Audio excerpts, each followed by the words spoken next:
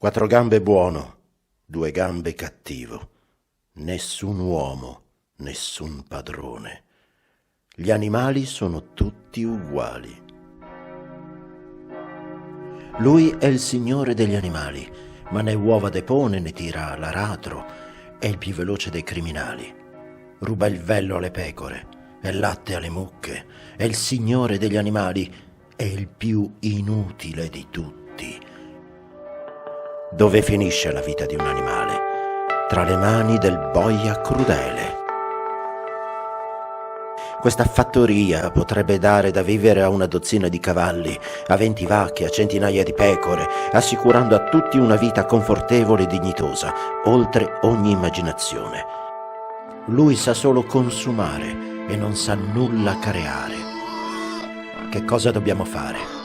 Non ci resta che lavorare, compagni, lavorare giorno e notte, anima e corpo, per la distruzione del genere umano.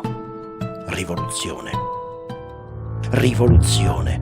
Non so dire quando questa rivoluzione avverrà, ma sono sicuro che giustizia sarà fatta. Ma quando avrete sconfitto l'uomo, non fate vostri i suoi vizi. Ricordate che tutti gli animali sono uguali.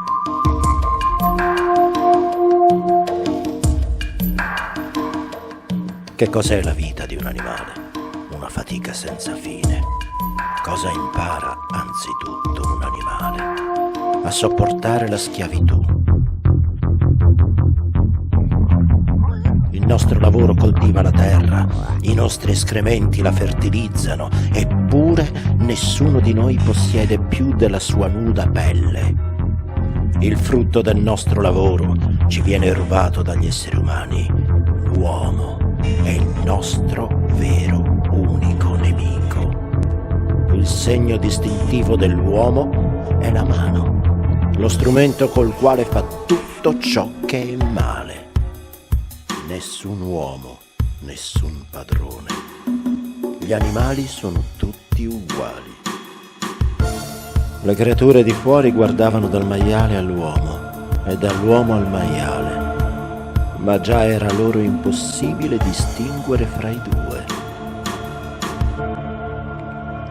Quattro gambe buono, due gambe cattivo. Quattro gambe buono, due gambe cattivo. Quattro gambe buono, due gambe cattivo.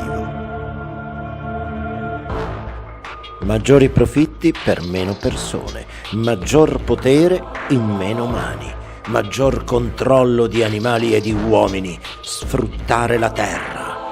Ci vuole denaro, più denaro, potere, denaro, sottomissione, controllo.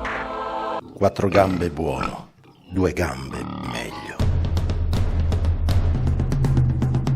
C'è un unico comandamento adesso. Tutti gli animali sono uguali, ma alcuni animali sono più uguali degli altri.